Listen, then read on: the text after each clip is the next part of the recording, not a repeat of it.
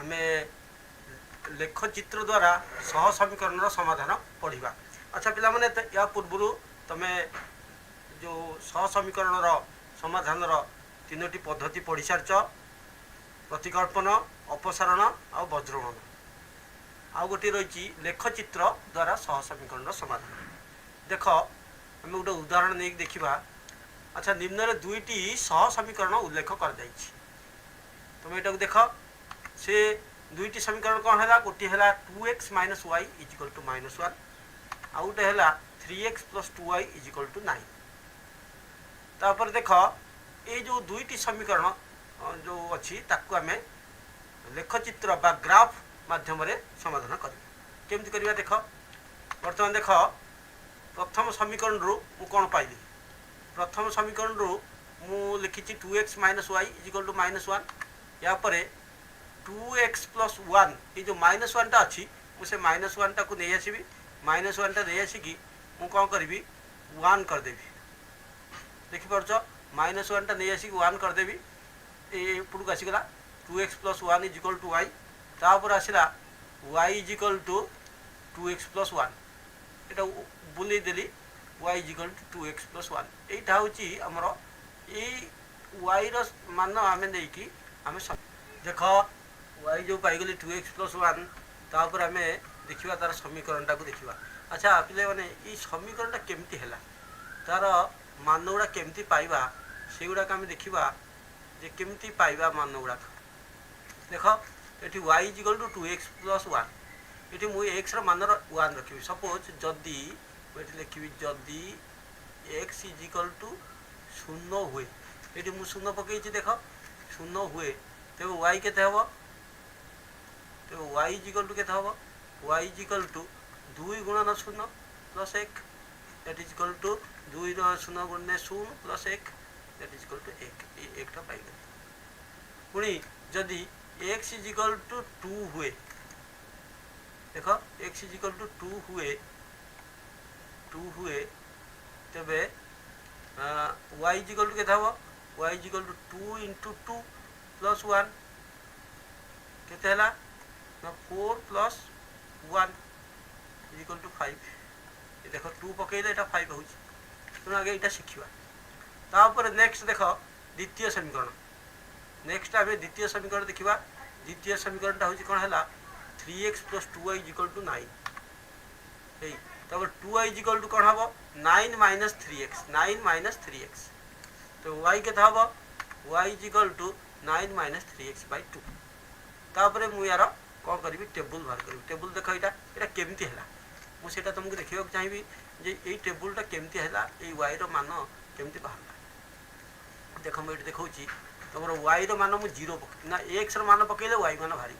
मु x जदि ये लिखी जदि ये लिखी देख मु लिखी जदि हाँ ये जदि x इजिकल टू 0 हुए तेरे y इजिकल टू के हम 9 माइनस 3 गुणन 0 बाई 2 केते ना 9 माइनस 3 गुणन 0 मान 0 तो 9 माइनस 3 गुणन 0 बाई 2 ये केते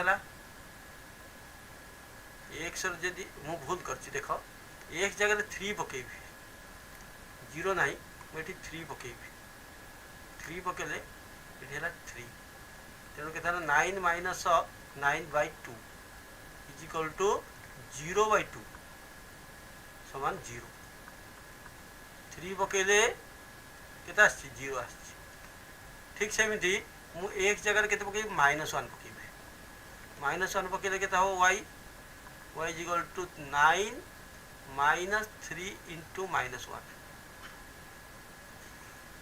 बाई 2 तेणु ये केते 9 प्लस प्लस होगा minus minus plus 9 plus 3 by 2 that is equal to 12 by 2 that is equal to 6 is equal to 6 तेणु -1 पकड़े 6 मैंने बुझीगल केमती এই তার ভ্যালুটা বাহার কলি বা তার মান কিন্তু বাহার কলি এই টেবুলটা জানিগলে তুমি আরামসে করে দেই পারি। তারপর দেখো নেক্সট দেখ এইটা আমি গ্রাফ করিবা। এই গ্রাফ করিয়া পাই আমি কোন করিবা না আমি টেবুল দরকার। টেবুল আসিলা প্রথম সমীকরণ টেবুল। এই টেবুলর প্রথম আছে কোন 0 1 তেমন 0 1 আমি এটা x axis y axis নেইচନ୍ତି গ্রাফ পেপরে আমি 0 1 অঙ্কন করিয়া। প্রথমে 0 x axis র 0 1 দেখ কো পয়েন্ট হবো 0 1 দেখ x র 0 y র 1 তেমন এই জায়গাটা হচ্ছে 0 1 বুঝিগল। তারপরে হচ্ছে 2 5 x র 2 y র 5 x র 2 দেখ 2 সিধা আছে এটি 2 সিধা আছে এর 5 আছে তেমন 2 5 ইয়ার না হলা 2 5। তারপরে কোন করিবা এই দুইটা বিন্দু কু যোগ করিকি গোটে সরলরেখা অঙ্কন করিবা। সরলরেখা হইগলা তেমন এটা প্রথম সমীকরণ। তারপরে আমি কোন করিবা দ্বিতীয় সমীকরণ দিবা। এই দ্বিতীয় সমীকরণ আমি কোন করিবা x y আছে x 3 0 এটা দেখ এইটা হচ্ছে তোমার এইটা 3 yটা হচ্ছে 0। তারপরে নেক্সট আসিলা কেতে -1 6 এটা 3 0 মু লিখিলি 3 0। তারপরে মাইনাস এটা 3 0 আসিলা। তারপরে -1 6 এটা হচ্ছে -1 দেখ এটা -1 এটা 6 -1 x র -1 y তো 6 এটি লিখি দেবা -1 6। তারপরে এই দুইটা যে বিন্দু হলা -1 6 আর 3 0 এই দুইটি বিন্দু এই বিন্দু লগে গোটে আমি গোটে সরলরেখা অঙ্কন করিবা। অঙ্কন হয়ে গলা। তারপর দেখ দুইটি গোটে ইন্টারেস্টিং থিং বা গোটে মজা কথা যে দুইটি যে সরলরেখা গোটিয়ে বিন্দুরে ছেদ করে সেই যে ছেদ বিন্দু সেইটা হি তার উত্তর। ছেদ বিন্দুরে আমি কেমতি উত্তর পাইবা না x एक्सिस को आम कौन करवा ना आम लंब अंकन करवा x एक्सिस को से जो लंब अंकन करवा ये गोटे लंब अंकन है सेटा पाईगले x मान एटा 1 एपट y एक्सिस को लंब अंकन करवा एटा y मान पाई 3 तेणु ये जोटा है 1 आउ 3 उत्तरटा हूँ 1 आउ 3 उत्तर 1 3 यहाँ ही आंसर। पे मैंने बुझल मुझे भावुँ यहाँ को भल भाव बुझीपार जे लेखचित्र साहाय्य किपरि आम सह समीकरण समाधान करवा। तेणु आज कार्यक्रम देखि तुम समस्त को धन्यवाद।